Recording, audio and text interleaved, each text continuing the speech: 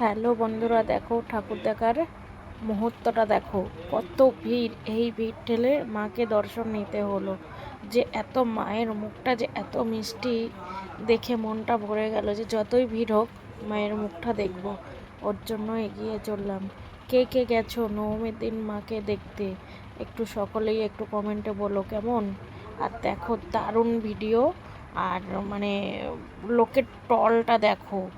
এখন বাজে রাত 12:30। এটা হলো মালঞ্চর ময়দান মাঠ।